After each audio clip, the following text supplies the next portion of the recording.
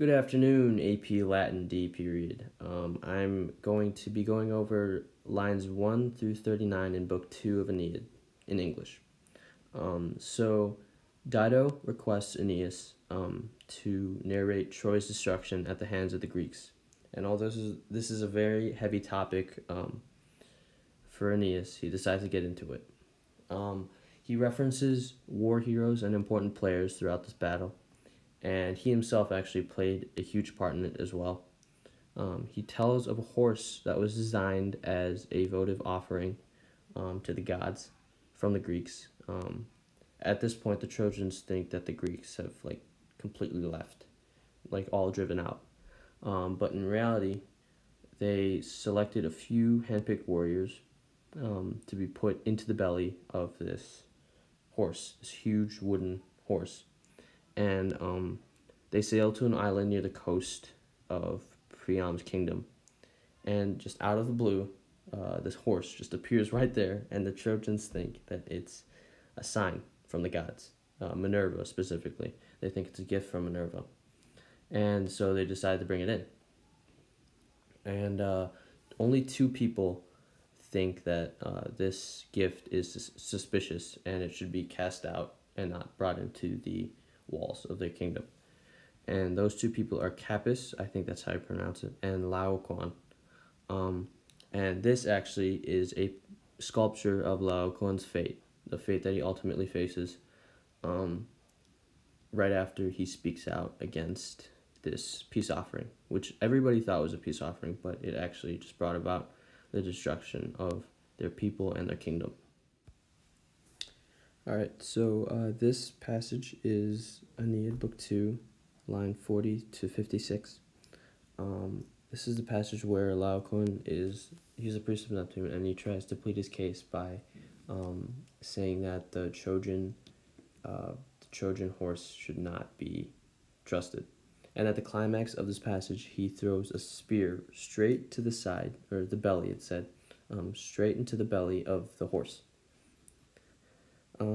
My poetic and literary devices are highlighted in yellow, and the theme is highlighted in purple.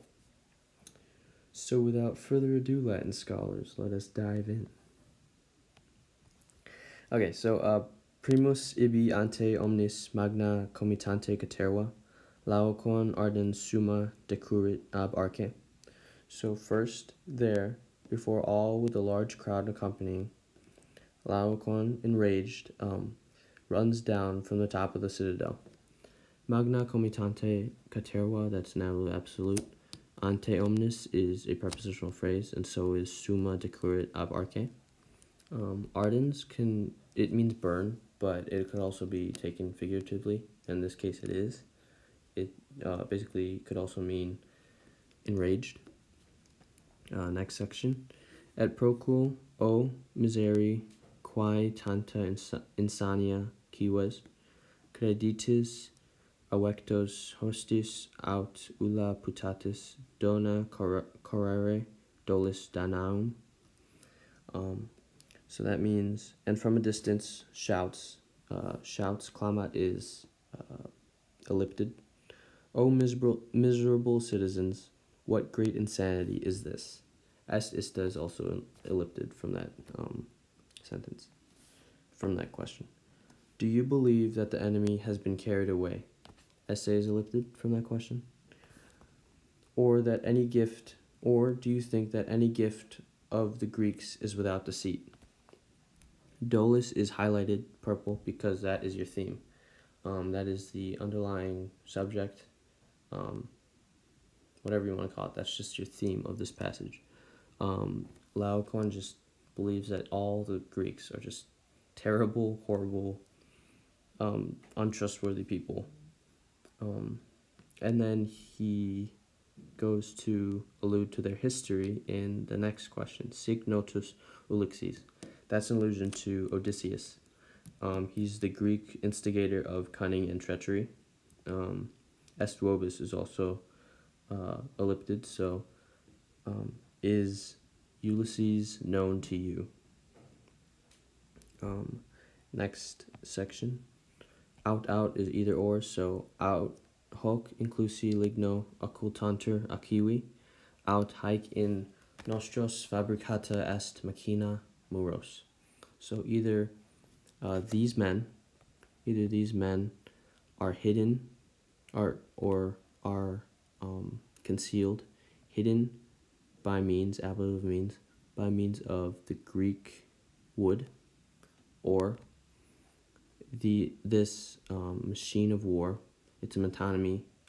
It's another name for the Trojan horse, or this machine of war has been made against our walls. And it's cool. Nostros, I read it as it chains to 3 different nouns: muros, domos, and urbi, walls, homes, and city. So spies on our homes and comes to our city from above. That's what he's accusing the Trojan horse of doing.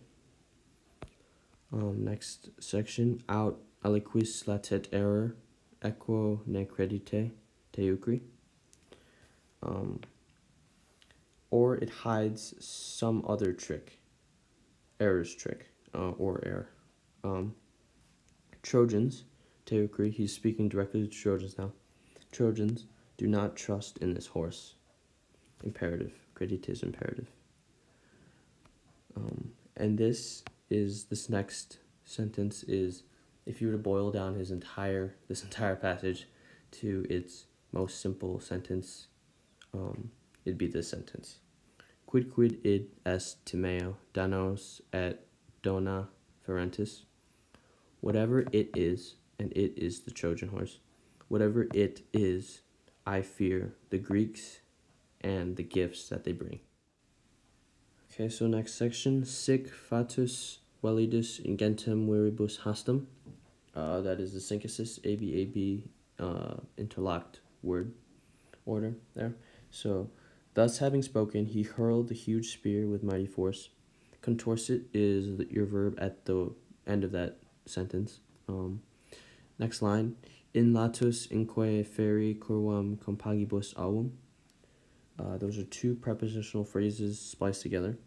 So, into the side, this is where the spear went, by the way. Into the side and into the belly of the beast by curved joints. Next line, stetit illa is a reference to the spear. Stetit illa tremens uteroque recuso. That's ablative absolute there. Insonuere cauae gemitumque dedere cavernai. So a couple of things here.